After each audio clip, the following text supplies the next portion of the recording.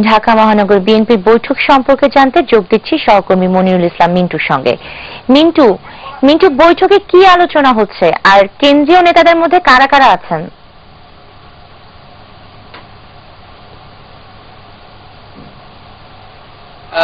আপনি জানেন যে অনেক জল্পনা কল্পনার পর ঢাকা মহানগরের যে সেই আহ্বায়ক কমিটি এবং সেই আহ্বায়ক কমিটির বৈঠক ঠিক 12টায় শুরু হয়েছে এবং সাদেক হোসেন খোকার পরে যাকে দায়িত্ব দেওয়া হয়েছে সেই মির্জা আব্বাসের সভাপতিত্বে এখন থেকে ঠিক 3 থেকে 4 মিনিট আগেই এই বৈঠক শুরু হয়েছে। এবং আপনি জানেন যে ঢাকা মহানগর কমিটি নিয়ে এর আগে বেশ কিছু জল্পনা কল্পনা শেষে গত শুক্রবারে এই কমিটি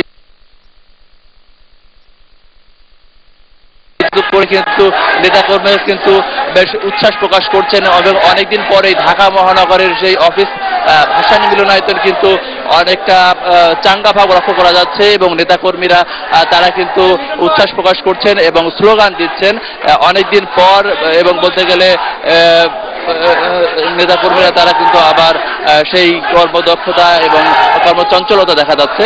আর ঠিক 12টার সময় যে বৈঠক শুরু হয়েছে এখানে আহ্বায়ক মির্জা আব্বাস ছাড়াও রয়েছেন সদস্য সচিব হাবিবুন নবী খান সোহেল, এছাড়া রয়েছেন স্থায়ী কমিটির সদস্য গয়েশ্বরচন্দ্র রায়, যুগ্ম মহাসচিব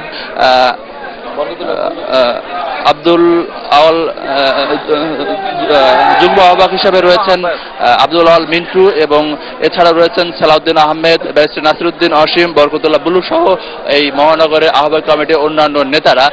এবং আমরা বৈঠক শেষে হয়তো আমরা আনুষ্ঠানিকভাবে এই কমিটির সঙ্গে কথা বলবো। তবে আপনি জানেন যে এই কমিটি ঘোষণা পরপর কিন্তু এই প্রথম এই কমিটির বৈঠক শুরু হয়েছে এবং এই কমিটি নিয়ে মির্জা আব্বাসের অসন্তুষ্টি সহ বিভিন্ন কথাবার্তা কিন্তু শোনা যাচ্ছিল এবং গণমাধ্যমের সঙ্গে কমিটি ঘোষণার পর কিন্তু মির্জা আব্বাস কথা বলেননি। ফলে গতকালকে একটি প্রোগ্রামে তিনি অংশ নিয়েছিলেন এবং আজকের এই কমিটির বৈঠক হচ্ছে এবং বৈঠকে আর কি আগামী দিনের যে ঈদের পরে যে বিএনপি চেয়ারপারসনের যে ঘোষণা যে ঈদের পর আন্দোলন, সেই আন্দোলনের বিভিন্ন বিষয় নিয়ে আলোচনা হবে এমনটি আমরা জানতে পেরেছি। তো বৈঠক শুরু হয়েছে এবং বৈঠক শেষ হলে আসলে আমরা বিস্তারিত বলতে পারবো যে আজকের এই ঢাকা মহানগরী আহ্বায়ক কমিটির বৈঠকের সার্বিক অবস্থা।